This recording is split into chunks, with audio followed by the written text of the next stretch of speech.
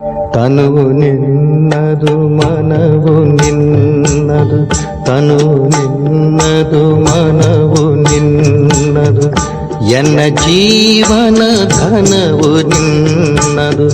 ನಾನು ನಿನ್ನವನೆಂಬ ಹೆಮ್ಮೆಯ ಋಣವು ಮಾತ್ರವೇ ನನ್ನದು. ತನು ನಿನ್ನದು ಮನವು ನಿನ್ನದು.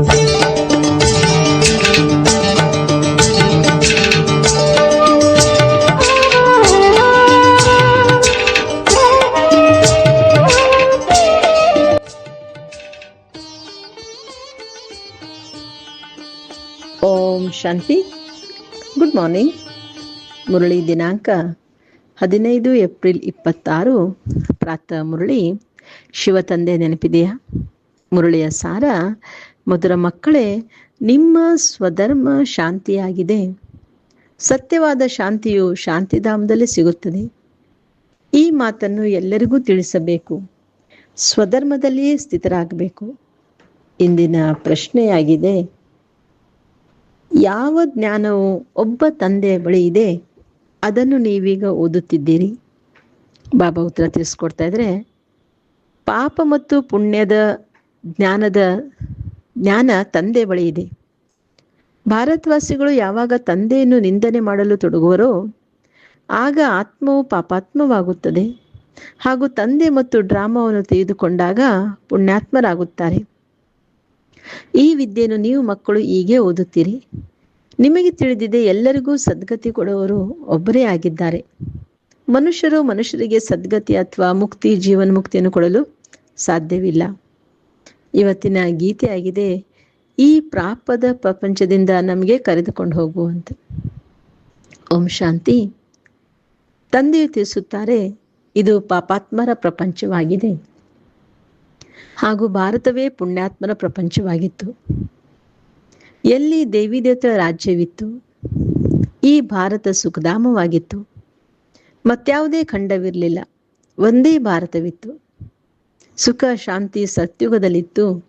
ಯಾವುದನ್ನು ಸ್ವರ್ಗವೆಂದು ಕರೆಯುತ್ತಿದ್ದರು. ಇದು ನರಕವಾಗಿದೆ. ಭಾರತವೇ ಸ್ವರ್ಗವಾಗಿತ್ತು, ಈಗ ನರಕವಾಗಿದೆ. ಯಾವಾಗ ಭಾರತದಲ್ಲಿ ಸತ್ಯುಗ ಇತ್ತು ಆಗ ಸ್ವರ್ಗ ಆಗಿತ್ತು. ಈ ಕಲಿಯುಗದಲ್ಲಿ ನರಕವಾಗಿದೆ. ನರಕದಲ್ಲಿ ಸುಖ ಶಾಂತಿ ಎಲ್ಲಿಂದ ಬರಲು ಸಾಧ್ಯ? ಕಲಿಯುಗಕ್ಕೆ ನರಕ ಎಂದು ಹೇಳಲಾಗುತ್ತದೆ. ಕಲಿಯುಗದ ಅಂತ್ಯವನ್ನು ರೌರೋ ನರಕವೆಂದು ಕರೆಯಲಾಗುತ್ತದೆ, ದುಃಖಧಾಮವೆಂದು ಹೇಳಲಾಗುತ್ತದೆ. ಭಾರತವೇ ಸುಖಧಾಮವಾಗಿತ್ತು ಯಾವಾಗ ಲಕ್ಷ್ಮಣ ರಾಜ್ಯವಿತ್ತು. ಭಾರತವಾಸಿಗಳು ಪವಿತ್ರ ಗೃಹಸ್ಥ ಧರ್ಮದಲ್ಲಿದ್ದರು. ಪವಿತ್ರತೆಯೂ ಇತ್ತು, ಸುಖ ಶಾಂತಿಯೂ ಇತ್ತು, ಸಂಪತ್ತು ಸಮೃದ್ಧಿಯಾಗಿತ್ತು. ಈಗ ಅದೇ ಭಾರತ ಪತಿತವಾಗಿದೆ. ಎಲ್ಲರೂ ವಿಕಾರಿಗಳಾಗಿದ್ದಾರೆ. ಇದು ದುಃಖಧಾಮವಾಗಿದೆ. ಭಾರತ ಸುಖಧಾಮವಾಗಿತ್ತು ಮತ್ತು ನಾವಾತ್ಮಗಳು ಎಲ್ಲಿ ನಿವಾಸ ಮಾಡುತ್ತೇವೋ ಅದು ಶಾಂತಿಧಾಮವಾಗಿದೆ. ಶಾಂತಿಯು ಶಾಂತಿಧಾಮದಲ್ಲೇ ಸಿಗಲು ಸಾಧ್ಯ. ಆತ್ಮವು ಶಾಂತವಾಗಿ ಅಲ್ಲಿರಲು ಸಾಧ್ಯ.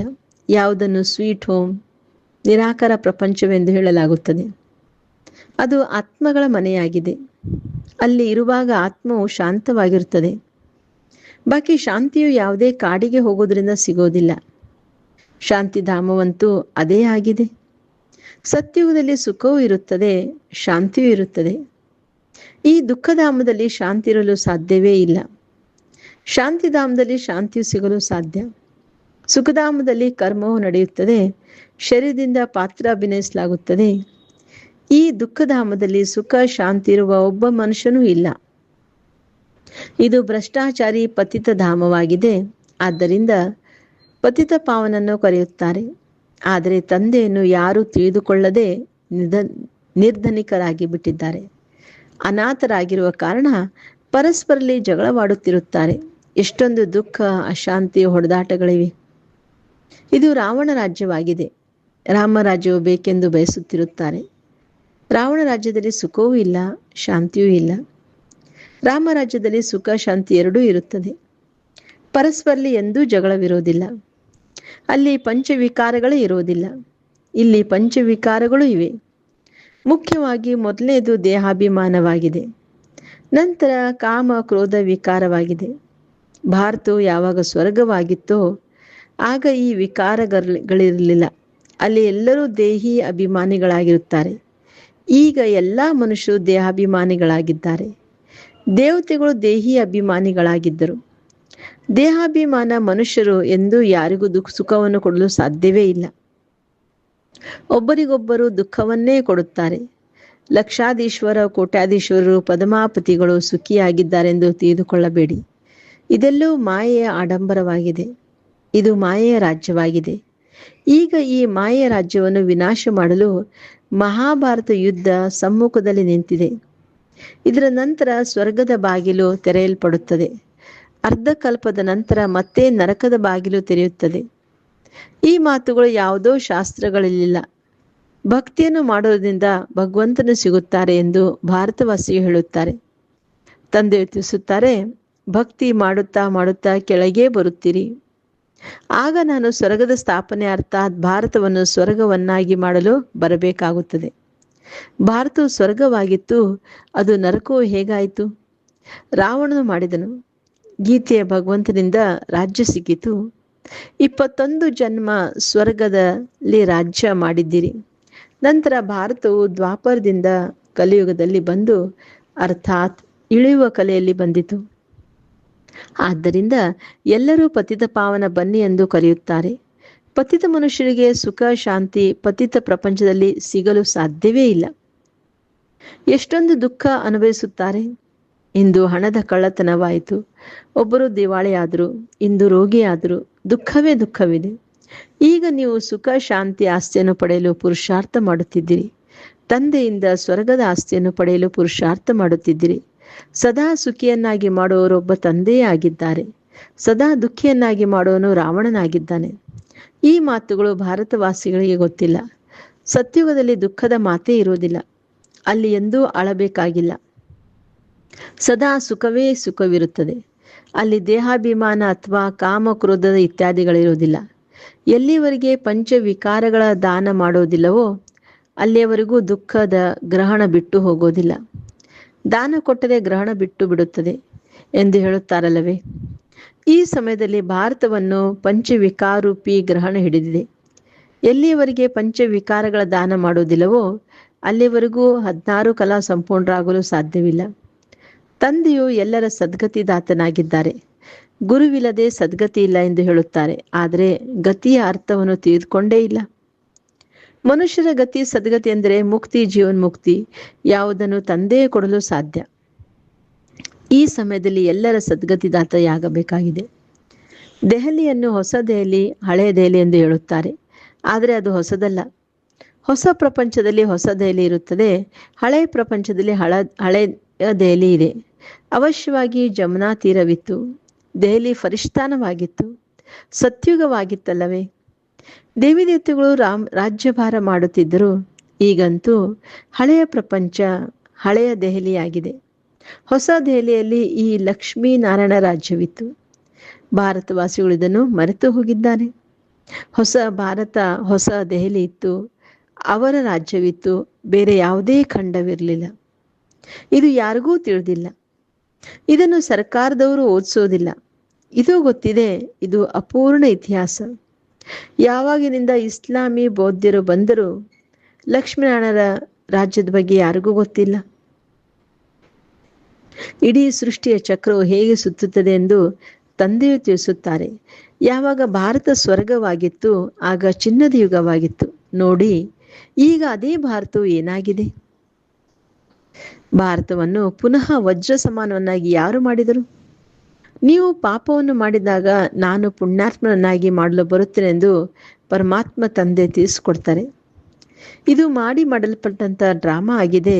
ಇದನ್ನು ಯಾರೂ ತಿಳಿದುಕೊಂಡಿಲ್ಲ. ಈ ಜ್ಞಾನವನ್ನು ತಂದೆ ವಿನಃ ಯಾರೂ ಕೊಡಲು ಸಾಧ್ಯವಿಲ್ಲ. ತಂದೆಯು ಜ್ಞಾನಸಾಗರನಾಗಿದ್ದಾರೆ. ಅವರೇ ಬಂದು ಓದಿಸುತ್ತಾರೆ. ಮನುಷ್ಯನು ಮನುಷ್ಯನಿಗೆ ಎಂದೂ ಸದ್ಗತಿಯನ್ನು ಕೊಡಲು ಸಾಧ್ಯವಿಲ್ಲ. ಯಾವಾಗ ದೇವಿ ದೇವತೆಗಳಿದ್ದರೋ ಆಗ ಒಬ್ಬರಿಗೊಬ್ಬರು ಸುಖವನ್ನೇ ಕೊಡುತ್ತಿದ್ದರು. ಯಾವುದೇ ರೋಗವಾಗಲಿ ರೋಗಿಗಳಾಗಲಿ ಇರಲಿಲ್ಲ. ಇಲ್ಲಿ ಎಲ್ಲರೂ ರೋಗಿಗಳೇ ಆಗಿದ್ದಾರೆ. ಈಗ ತಂದೆಯು ಪುನಃ ಸ್ವರ್ಗವನ್ನಾಗಿ ಮಾಡಲು ಬಂದಿದ್ದಾರೆ. ತಂದೆಯು ಸ್ವರ್ಗವನ್ನಾಗಿ ಮಾಡುತ್ತಾರೆ, ರಾವಣನು ನರಕವನ್ನಾಗಿ ಮಾಡುತ್ತಾನೆ. ಈ ಆಟವನ್ನು ಯಾರೂ ತಿಳಿದುಕೊಂಡಿಲ್ಲ. ಶಾಸ್ತ್ರಗಳ ಜ್ಞಾನವಾಗಿದೆ. ಫಿಲಾಸಫಿ, ಭಕ್ತಿ ಮಾರ್ಗ ಅದ್ಯಾವುದೇ ಸದ್ಗತಿಯ ಮಾರ್ಗವಲ್ಲ. ಇದು ಯಾವುದೇ ಶಾಸ್ತ್ರಗಳ ಫಿಲಾಸಫಿ ಅಲ್ಲ. ತಂದೆಯು ಯಾವುದೇ ಶಾಸ್ತ್ರಗಳನ್ನು ತಿಳಿಸುವುದಿಲ್ಲ.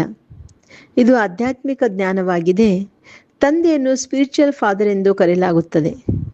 ಅವರು ಎಲ್ಲ ಆತ್ಮಗಳ ತಂದೆಯಾಗಿದ್ದಾರೆ. ತಂದೆಯು ಮನುಷ್ಯ ಸೃಷ್ಟಿಯ ಬೀಜರೂಪವಾಗಿರುವುದರಿಂದ ಜ್ಞಾನಸಾಗರನಾಗಿದ್ದಾರೆ. ಈ ಮನುಷ್ಯ ಸೃಷ್ಟಿ ರೂಪಿ ವೃಕ್ಷದ ಆಯುಷ್ಯ ಎಷ್ಟಿದೆ, ಹೇಗೆ ವೃದ್ಧಿಯಾಗುತ್ತದೆ ಮತ್ತು ಹೇಗೆ ಭಕ್ತಿ ಪ್ರಾರಂಭವಾಗುತ್ತದೆ, ಇದೆಲ್ಲವನ್ನು ನಾನು ತಿಳಿದುಕೊಂಡಿದ್ದೇನೆ.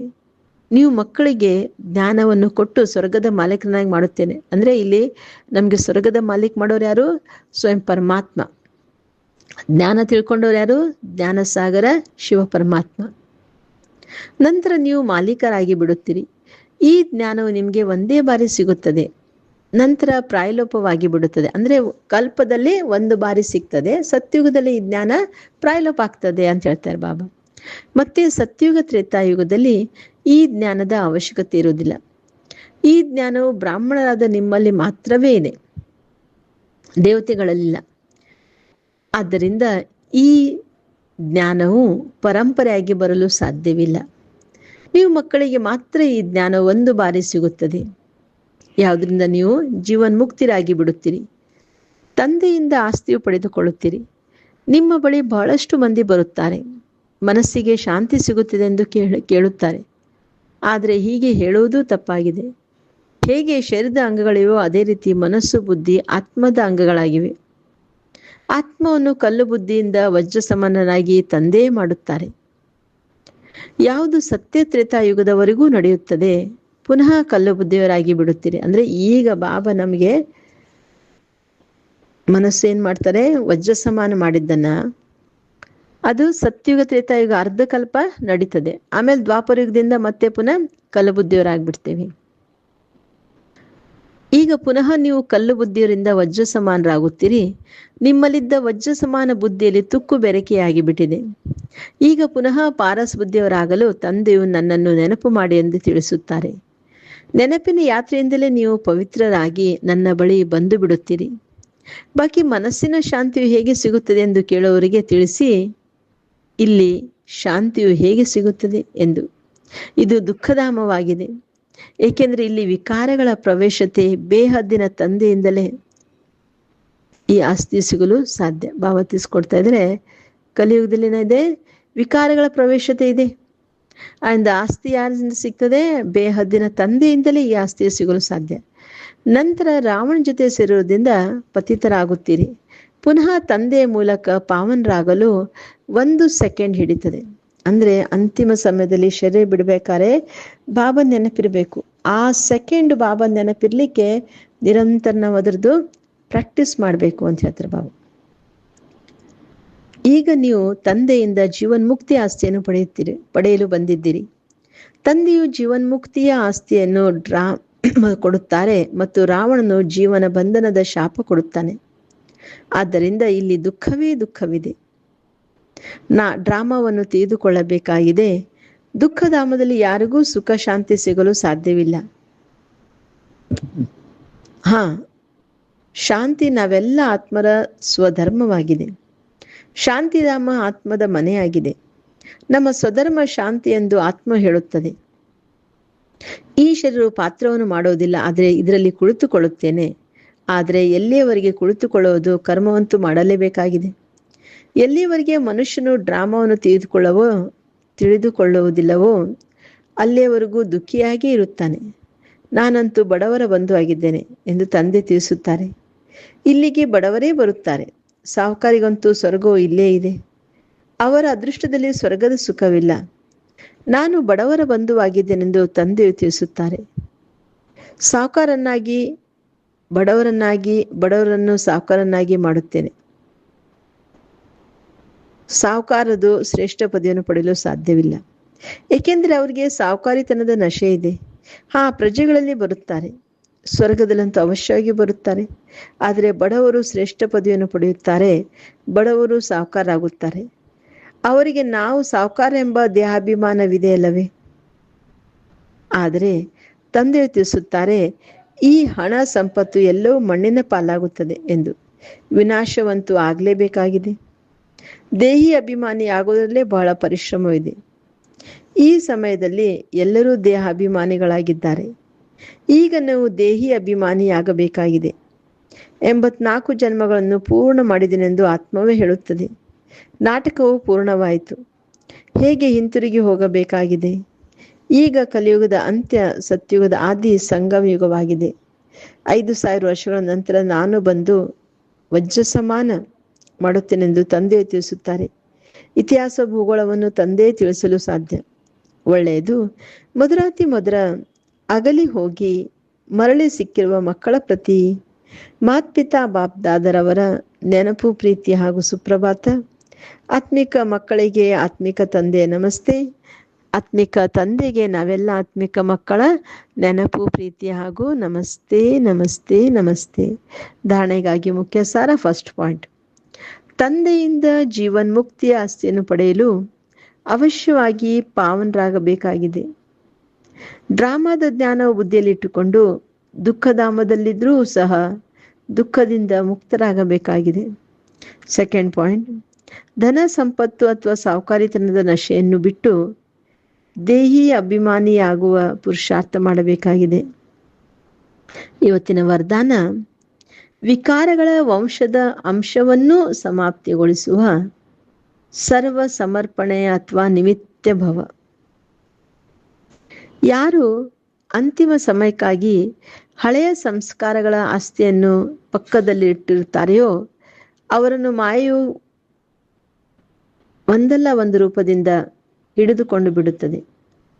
ಹಳೆಯ ರಿಜಿಸ್ಟರ್ನಲ್ಲಿ ಚಿಕ್ಕದಾದ ತುಂಡ ಅರಿಷ್ಟಿಷ್ಟು ಇದ್ದರೂ ಹಿಡಿದು ಬಿಡುತ್ತದೆ. ಮಾಯೆ ಬಹಳ ಸೂಕ್ಷ್ಮವಾಗಿದೆ, ಆದರೆ ಕ್ಯಾಚಿಂಗ್ ಪವರ್ ಕಡಿಮೆ ಏನಿಲ್ಲ. ಆದ್ದರಿಂದ ವಿಕಾರಿಗಳ ವಂಶದ ಅಂಶವನ್ನು ಸಮಾಪ್ತಿಗೊಳಿಸಿ. ಯಾವುದೇ ಮೂಲೆಯಲ್ಲಿರುವ ಹಳೆಯ ಖಜಾನೆಗಳ ಚಿಹ್ನೆಯು ಅಂಶದಟ್ಟೂ ಇರಬಾರದು. ಇದಕ್ಕೆ ಸರ್ವ ಸಮರ್ಪಣೆ, ನಿಮಿತ್ತ ಅಥವಾ ಯಜ್ಞ ಸ್ನೇಹಿ, ಸಹಯೋಗಿ ಎಂದು ಹೇಳಲಾಗುತ್ತದೆ. ಇವತ್ತಿನ ಸ್ಲೋಗನ್ ಆಗಿದೆ, ಯಾವುದೇ ವಿಶೇಷತೆಯ ಕಾರಣದಿಂದ ವಿಶೇಷ ಸ್ನೇಹಿಯಾಗಿ ಬಿಡುವುದು ಇದು ಸಹ ಸೆಳೆತವಾಗಿದೆ. ಇವತ್ತಿನ ಅವ್ಯಕ್ತ ಸೂಚನೆ, ಮಹಾನ್ರಾಗಲು ಮಧುರತೆ ಮತ್ತು ನಮ್ರತೆಯ ಗುಣ ಧಾರಣೆ ಮಾಡಿ. ಮಧುರತೆಯೇ ಮಹಾನತೆ ಆಗಿದೆ. ಇದರಿಂದ ಮನಸ್ಸು ಮತ್ತು ಮುಖದ ಕಹಿತನವೂ ಸಮಾಪ್ತಿಯಾಗುವುದು. ಕ್ರೋಧಾಗ್ನಿ ಶೀತಲವಾಗುವುದು. ಬಾಬ್ ದಾದರವರು ತಮ್ಮ ಪ್ರತಿಯೊಂದು ಮಗು ಶೀತಲ ದೇವತೆಯನ್ನಾಗಿ ಮಾಡಲು ಬಯಸುತ್ತಾರೆ. ಅದಕ್ಕೆ ಮಧುರತೆಯ ಗುಣವನ್ನು ಧಾರಣೆ ಮಾಡಿರಿ. ನಿಮ್ಮ ಮುಖವು ಮಧುರವಾಗಿರಲಿ.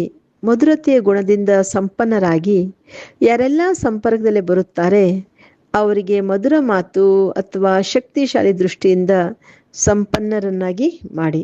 Okay. Om Shanti. Have a nice day. Take care.